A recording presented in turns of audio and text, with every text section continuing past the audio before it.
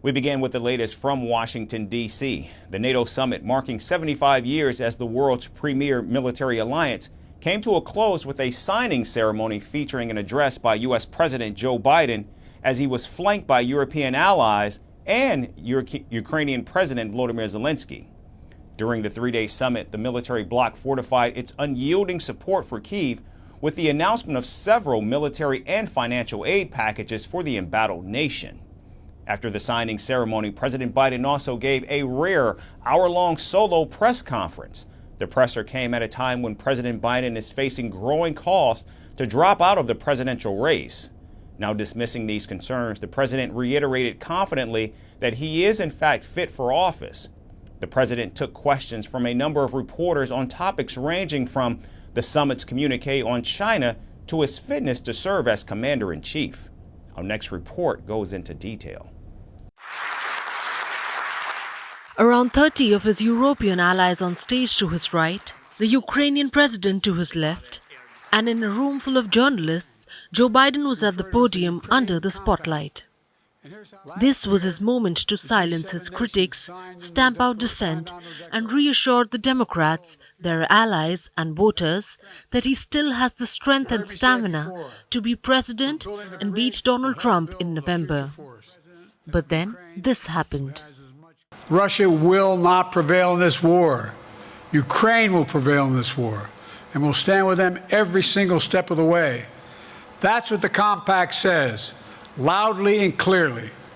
And now I want to hand it over to the president of Ukraine, who has as much courage as he has determination. Ladies and gentlemen, President Putin. President Putin. He's going to beat President Putin. President Zelensky. I'm so focused on beating Putin, we got to worry about it. Anyway, Mr. President. I'm better. You are a hell of a lot better. This moment not just caught the European leaders in the room off guard, but also Biden himself. The 81-year-old U.S. president quickly realized that he misspoke and corrected himself.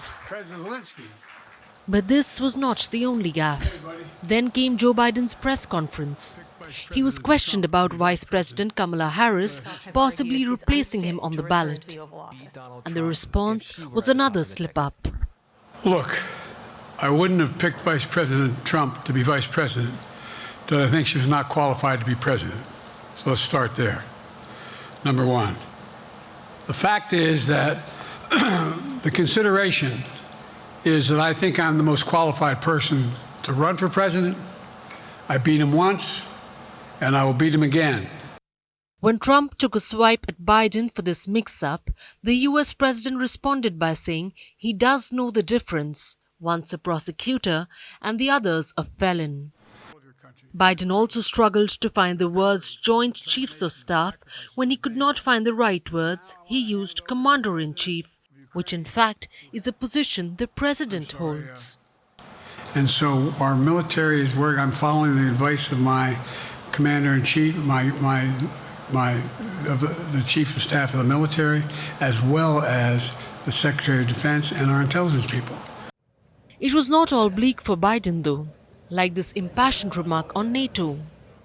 During the week of this summit, several heads of states made it a point in their statements to thank the United States and to thank me personally for all that NATO has achieved. NATO is not only stronger, NATO is bigger because we led the charge to bring in Finland and Sweden into the alliance. Meanwhile, my predecessor has made it clear he has no commitment to NATO. He's already told Putin, and I quote, "Do whatever the hell you want." In fact, the day after Putin invaded Ukraine, here's what he said. It was genius. Contrast this with what Trump had to say about the Western military alliance a few days ago. I went and didn't make a nice speech. I said, what the hell are you doing? Nobody's paying. Nobody was paying. But I didn't want to be obnoxious because I felt, it's the first time I'd ever done this. I didn't even know what the hell NATO was too much before, but it didn't take me long to figure it out, like about 2 minutes. And the first thing I figured out was they weren't paying. We were paying. We were paying almost fully for NATO. And I said, that's unfair, but I didn't want to make a big mess. I was president for about 15 minutes. And I didn't want to, go after NATO as my first thing. But there is no denying that Democrats are now growing increasingly anxious. At least 16 of the 213 Democrats in the House and one of the Senate's 51 Democrats have appealed publicly to the president to withdraw from the race. Hollywood actor and prominent donor George Clooney has also called on Biden to drop out. Some reports say Biden's closest allies Barack Obama and Nancy Pelosi have also privately discussed the matter and the future of his 2024 campaign. Opinion polls reflect the nervousness among voters. A Reuters Ipsos poll found Biden and Trump tied at 40% each. A Washington Post ABC News Ipsos poll found that 56% Democrats believe Biden should pull out of the race, compared to 42% who think he should continue his campaign. But Joe Biden remains confident. He says he's in good shape and would take a neurological exam if his doctors recommended it. Biden also took a swipe at his competitor Trump, who recently challenged him to a round of golf.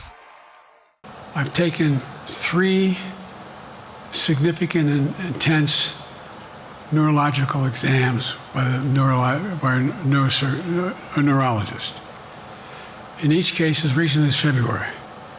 And they say I'm in good shape, okay? Every single day I'm surrounded by good docs. If they think there's a problem, I promise you, or even if they don't think it's a problem, they think I should have a neurological exam again, I'll do it. But no one's suggesting that to me now. While Joe Biden is trying hard to hold fort, he remains on shaky ground. With the presidential election drawing close, Americans are left with a tough choice: an often incoherent Biden or a convicted felon.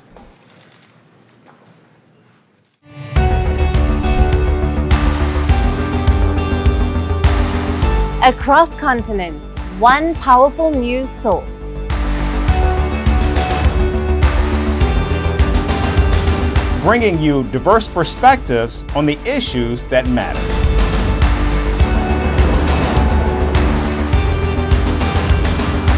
We go beyond the boundaries to give you that little extra about every sporting moment.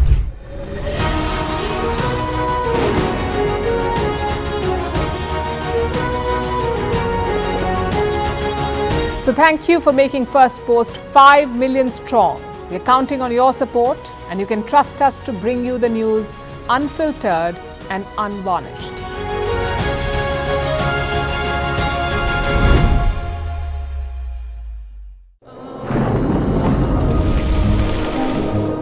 Climate change is on our doorstep.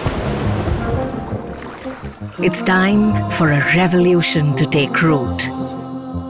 And it starts with 1.4 billion Indians.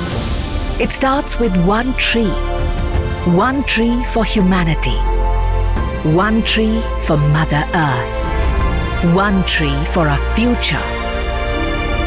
Project One Tree, a News 18 network initiative.